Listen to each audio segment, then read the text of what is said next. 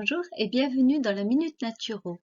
Je suis Laurence, naturopathe, et je vais aujourd'hui vous parler d'un problème de plus en plus courant qui touche des millions de personnes de par le monde et dont on ne parle pas assez de manière complète ou compréhensible. C'est l'hyperperméabilité intestinale, ses causes et ses conséquences. Qu'est-ce que le syndrome de l'intestin qui fuit? On porte peu attention à notre système digestif lorsque tout va bien. Mais lorsque l'indigestion, les ballonnements, les flatulences, la constipation, la diarrhée font partie de notre quotidien, non seulement ces conditions peuvent être gênantes, mais elles peuvent entraîner à des conditions à long terme comme le syndrome du côlon irritable, la maladie de Crohn, une colite, une candidose, le syndrome de l'intestin perméable et bien d'autres. Hippocrate, le père de la médecine moderne, disait déjà 400 ans avant Jésus-Christ, toute maladie commence dans l'intestin. Nous avons déjà vu à la vidéo précédente le fonctionnement de l'intestin. Nous allons continuer à le voir mais au niveau de la chimie. Donc, la digestion démarre dans la bouche grâce à la sécrétion d'une enzyme, l'amylase salivaire.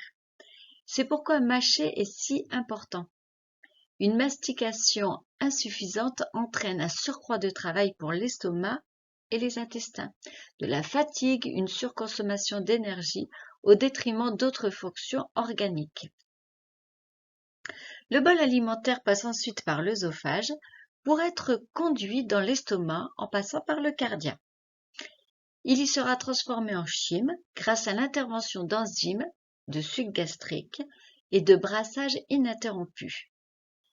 Le chyme franchit alors le pylore, c'est le sphincter qui relie l'estomac au duodénum, partie initiale de l'intestin. C'est dans l'intestin que 90% des nutriments sont absorbés grâce à des milliers de villosités qui tapissent la muqueuse intestinale. Les protéines vont être dégradées en acides aminés, les lipides en acides gras et les glucides en sucre simple. Le péristaltisme, c'est-à-dire les nombreuses contractions de la muqueuse, fait progresser le chyme et le dirige vers le côlon. Le rôle du côlon, qu'on appelle aussi gros intestin, est de terminer l'absorption à l'aide de nombreuses bactéries et de réabsorber l'eau des matières fécales. Il produit également des vitamines indispensables à l'organisme, notamment les vitamines K, B12, B9, B5, B2, H, et de l'acide propionique à l'origine des bactéries bifides indispensables à l'équilibre intestinal.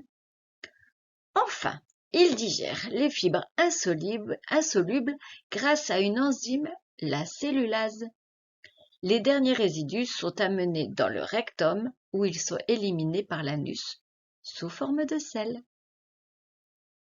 Vous les connaissez certainement, les autres organes annexes indispensables à la digestion. Nous allons en parler brièvement. Le foie, chargé d'éliminer les déchets, le pancréas, dont la fonction exocrine est de sécréter des enzymes pour digérer les protéines, les lipides, les glucides, et la vésicule biliaire qui fabrique la bile, indispensable à la digestion des graisses. De multiples flores microbiennes sont présentes de la bouche à l'anus et participent à la digestion et à l'immunité. Des déséquilibres au sein de ces flores entraînent une présence excessive de bactéries pathogènes et occasionnent de l'inflammation. Au niveau de l'intestin grêle, lorsque le chyme arrive dans l'intestin, il n'est pas complètement digéré. Les sucs pancréatiques, avec le mucus, la bile, vont le transformer en substances infiniment petites, les nutriments. Ainsi, ils pourront rejoindre au travers de la circulation sanguine le foie, véritable usine de détoxication.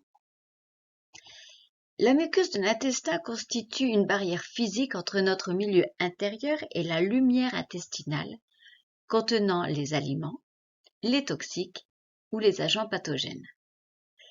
Elle est constituée de plusieurs strates, la muqueuse, la sous-muqueuse, la musculeuse et la séreuse.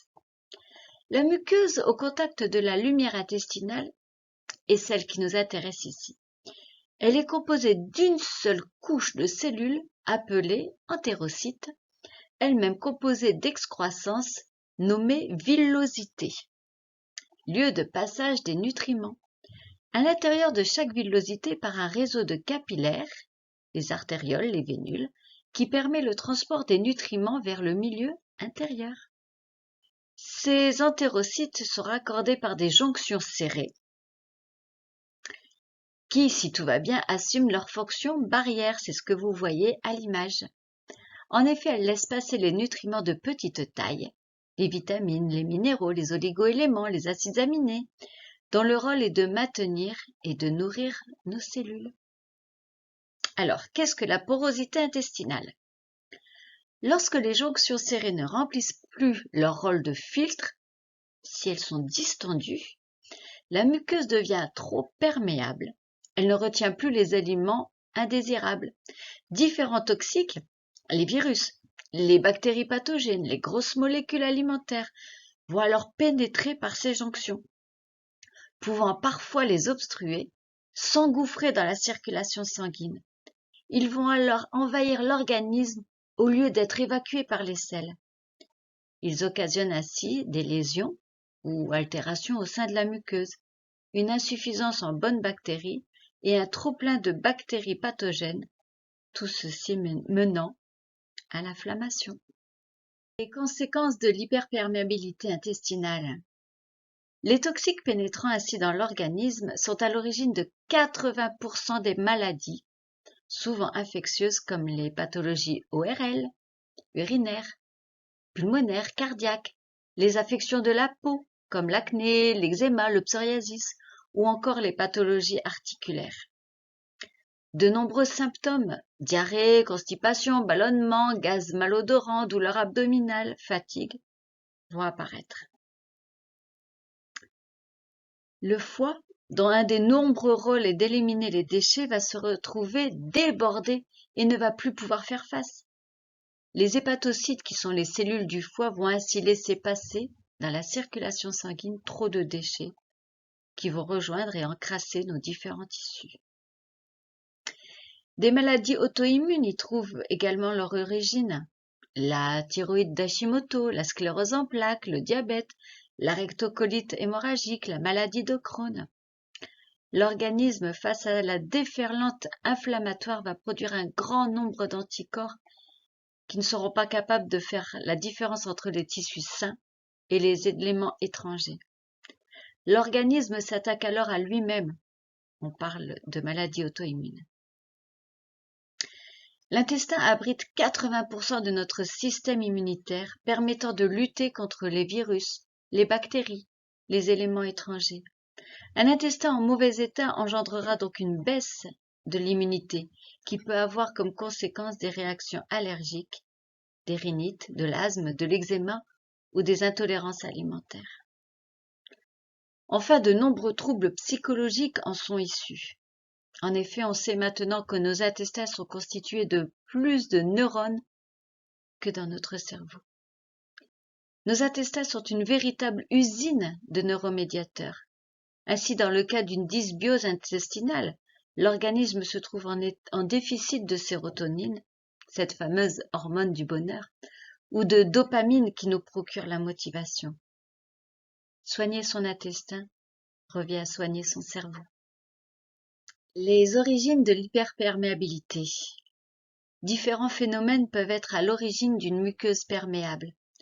Tout comme nous l'avons vu, les toxines d'origine alimentaire qui ne devraient pas passer la barrière intestinale, les bactéries, ainsi que les virus. Également en cause, une alimentation industrielle, transformée, riche en additifs, pesticides, glucides et acides gras saturés. Les médicaments, notamment les antibiotiques, les corticoïdes, les anti-inflammatoires. Une consommation excessive de tabac ou d'alcool. Une intolérance au gluten. Une déficience en anticorps, un excès de sport, un dysfonctionnement physiologique. Le stress est également un facteur important à l'origine de l'inflammation intestinale. Un surcroît de stress entraîne une production excessive d'adrénaline et de cortisol, qui sont des hormones hyperglycémiantes, libérant ainsi du sucre dans le sang et augmentant le stock de graisse abdominale. Alors, comment on diagnostique une hyperperméabilité? De nombreux symptômes physiologiques cités ci-dessus évoquent l'hyperperméabilité intestinale. Il est possible de confirmer l'anamnèse par des analyses biologiques. La zonuline est une protéine produite au niveau des jonctions serrées de la muqueuse intestinale. Lorsqu'il y a dysfonctionnement de la barrière intestinale, la zonuline est en surproduction. L'analyse biologique se fait au niveau sanguin ou fécal. À la lecture d'analyse biologique, une augmentation de la CRP, la C-réactive protéine, doit alerter. En effet, cette protéine synthétisée par le foie augmente en cas d'infection. Une augmentation du fibrinogène, la protéine présente dans le plasma sanguin, augmente également en cas d'état inflammatoire. Les cytokines, notamment les TNF-alpha et les interleukines 1 et 6, sont sécrétées par les cellules en cas de réponse immunitaire. Derrière un syndrome métabolique, la dyslipidémie, l'hypertension artérielle, la graisse abdominale, le diabète de type 2, se cache une inflammation. Enfin, un mauvais ratio oméga 3 oméga 6 favorisera l'inflammation. Alors, quelles sont les solutions naturopathiques? Comme vous l'avez compris, l'inflammation étant à l'origine de l'hyperperméabilité intestinale, la première des choses à faire va être de supprimer de façon drastique tout aliment inflammatoire le temps de la réparation de la muqueuse. Une réforme alimentaire doit être mise en place. Le gluten et les produits laitiers pro-inflammatoires seront donc à évincer. La cuisson devra être la plus douce possible et la consommation de légumes et de fruits sera privilégiée. La consommation de protéines sera raisonnable. Il convient d'éliminer toute alimentation industrielle contenant additifs, colorants, polluants et de privilégier une alimentation de qualité biologique complète, la plus hypotoxique possible. Les légumes lactofermentés sont une excellente source de fibres et de prébiotiques qui vont nourrir les bonnes bactéries de l'intestin. Ils seront donc à favoriser. Pour l'assaisonnement, l'huile de colza, de noix sont conseillées. Pour la cuisson, l'huile de coco est très intéressante car elle favorise la production des probiotiques et contribue ainsi à réparer la barrière intestinale. On utilisera sinon de l'huile d'olive, première pression à froid. Les graines germées, riches en vitamines, en minéraux, en fibres, boostées du système immunitaire, régénèrent l'organisme et facilitent la digestion.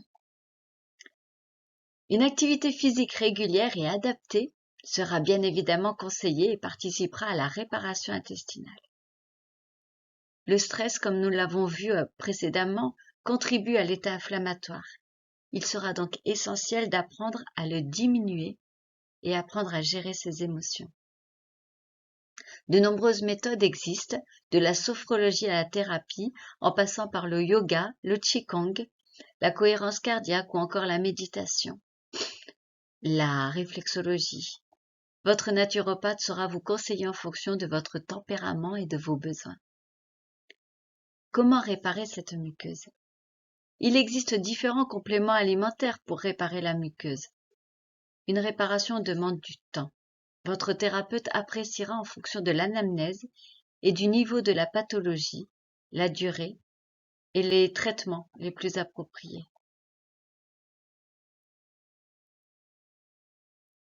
En conclusion, entreprendre de réparer la muqueuse intestinale est global et nécessite de remettre en cause toute son hygiène de vie, physiologique et émotionnelle, si on souhaite avoir un résultat positif.